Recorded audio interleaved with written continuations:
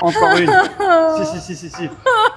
Bonjour à tous. Alors, après le succès de la dernière vidéo, on s'est démoli les fessiers. Cette fois, on va passer au quadriceps. Je suis sûr que ça va en intéresser à un certain nombre d'entre vous. Je suis avec Anissa, une fois de plus, qui vient de passer ses examens de coach sportif. Donc, elle a besoin un peu d'évacuer la pression. Hein. Ah oui. On va commencer par un échauffement un peu sympathique pour se mettre en jambe. Ce qu'on va faire, c'est un petit circuit de 8 minutes. On va enchaîner 3 mouvements pendant ces 8 minutes. D'abord, un aller-retour de sled, le traîneau. Ça va bien nous échauffer les quadriceps. Ensuite, un aller-retour de suitcase carry. Ça, c'est pour activer et échauffer notre gainage et nos abdos. Et enfin, on va finir sur du kettlebell swing, direct pour échauffer notre chaîne postérieure. Allez. Voilà. Pourquoi on commence par un exo d'isolation, donc le leg curl qui isole les ischio-jambiers, plutôt que de commencer par les mouvements polyarticulaires tels que le hack squat qu'on va faire juste après. Ah. Alors déjà, on fera la leg press juste après. Le hack squat, ça sera en troisième. Encore pire. Pourquoi commencer par un leg curl? C'est une méthode qui a été popularisée par certains coachs comme Christian Thibaudeau, John Meadows, Charles Poliquin. Les ischios interviennent très peu dans les mouvements de poussée type squat. Ils servent surtout comme stabilisateur. Et là, on va les activer. Des études ont été faites. Quand tu commences par ça, tu auras un peu plus de stabilité du genou et même un peu plus de potentiel de force. Moi, j'ai des gros problèmes de genoux. Donc, commencer par ça, ça m'assure qu'ils sont bien chauds pour la sanction qu'ils vont recevoir après et qu'en plus, je risque d'être plus stable. Alors, les premières fois que vous faites ça, peut-être que vous serez un petit peu moins fort, mais vous allez vite vous habituer en 2-3 semaines.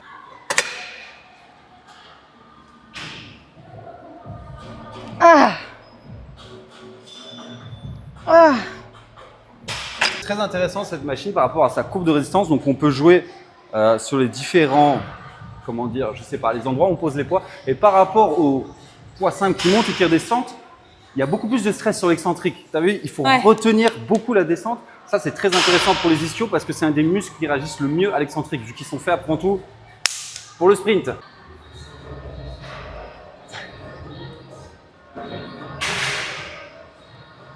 Donc là, on va pas faire de dinguerie, on va simplement faire 3 séries et on va reposer à chaque fois le poids tout en bas que ça touche. On va aller vraiment chercher l'étirement maximal, ça va vraiment piquer. On descend doucement, on repose. Voilà. Eh oui, c'est pas la même.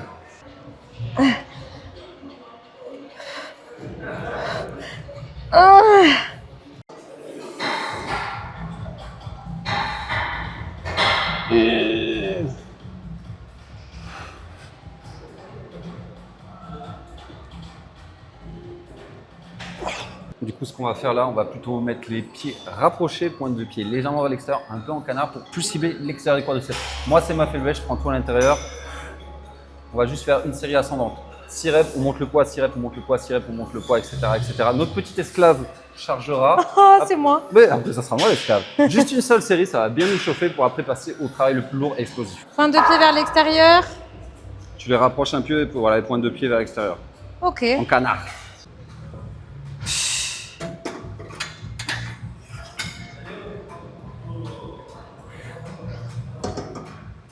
Allez. Oh. Avant de toucher, allez, on enchaîne. Explosif.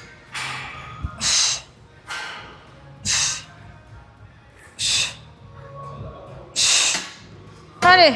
Encore. C'est ça. Allez. Allez, on enchaîne. Tu peux le faire. Explosif. Allez. Allez, encore.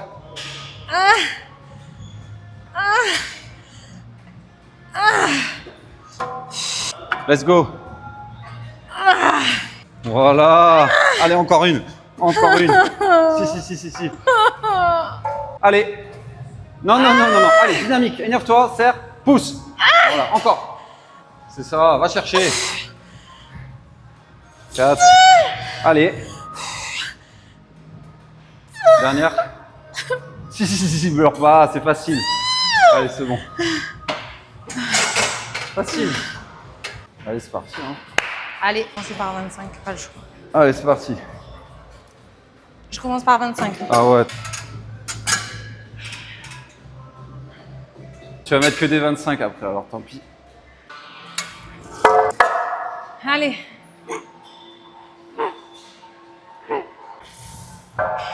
Allez.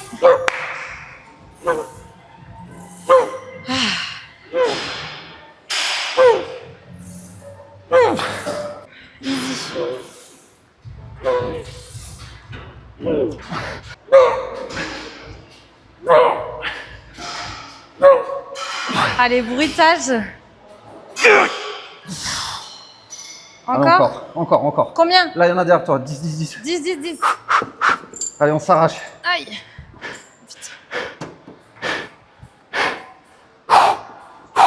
On dirait un dindon par contre. Hein. Là, comme image, tu pourras mettre un dindon. Je suis obligée de filmer la tête.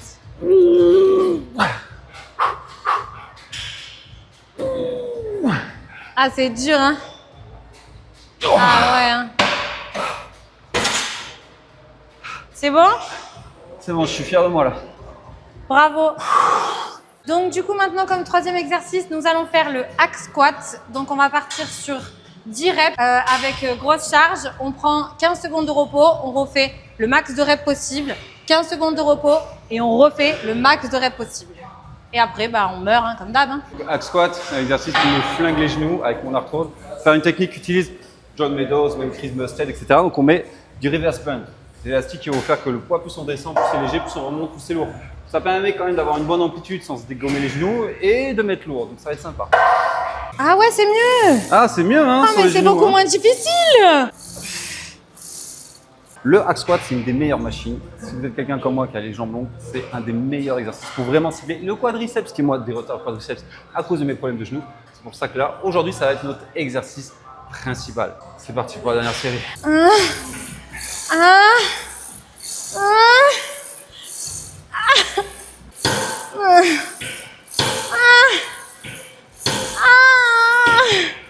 Le belt squat, un des exercices que j'ai toujours voulu tester parce qu'on travaille qu'avec les jambes, on n'utilise pas le bas du dos. Donc si vous êtes grand, vous avez tendance à vous pencher comme moi au squat, ça va épargner tout à fait votre chaîne postérieure et se concentrer que sur les quadris. Ouais, c'était dur, hein? Troisième exo, on va faire 30 reps. Très dur, comme je viens de faire. On va attendre 3 minutes et faire 25 reps avec le même poids. Plus facile. Et ensuite, on va faire une troisième série. On va essayer d'en faire 40. À vous les studios. 25. Allez, c'est ça.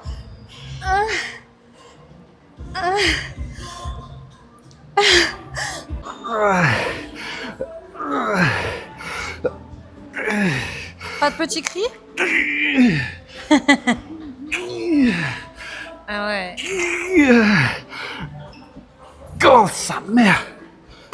Alors, si vous n'avez pas de belt squat, c'est pas grave. Vous pouvez tout simplement le remplacer par du leg extension ou bien de la leg press. Dans ce cas-là, un écartement un peu plus large et n'hésitez pas à allonger le dossier. Sinon, une autre option, ça pourrait être de remplacer le hack squat par du squat à la barre libre. Et ensuite, le belt squat, vous le remplacez par du hack squat ou très bien leg extension ou leg press. Ouais. Voilà. Ah ben voilà, c'était celle de trop. C'est pire que la leg press? Alors, une fois j'ai fait ça, ce qu'on fait la leg press, c'était le pire truc de ma vie. Et là maintenant c'est devenu le deuxième pire truc de ma vie. Bon alors, après ces 4 exercices, on est détruit. Normalement, vous n'avez pas besoin d'en faire plus. Si vous les faites les 4 correctement avec la bonne intensité, vous n'aurez pas envie de faire plus. On s'est dit, ouais, on va faire le soulevé roumain. On va juste faire les mollets. Un des protocoles les plus vicieux qui soit pour les développer. On va s'échauffer, puis on va faire 10 reps. Et à la 10e, on reste sur la pointe des pieds 10 secondes. On réenchaîne 10 reps, 10 secondes sur la pointe des pieds. Et encore 10 reps, 10 secondes sur la pointe des pieds. Donc au total, il y a 30 secondes en haut et 30 répétitions. Ce qui va être important pour les mollets, c'est pas tellement ce qu'on fait, mais comment on les fait. On veut surtout pas de rebond en bas et on va bien chercher l'étirement, ce qui est super important, comme l'a confirmé une étude très récente. L'étirement pour les mollets, c'est la clé.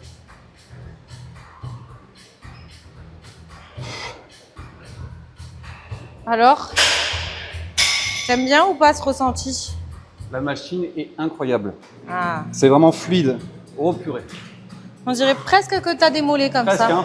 Hein. Ah, un petit cri de joie et tout. Genre vraiment, il se régale à faire les mollets, Aurélien.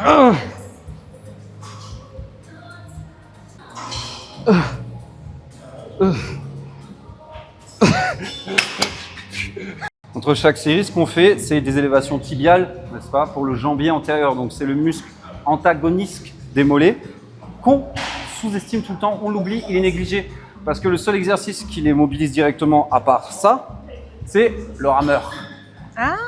Et si on ne fait jamais nos jambiers antérieurs et qu'on a des mollets super forts, comme par exemple quand on court tout le temps, qu'est-ce qui va se passer?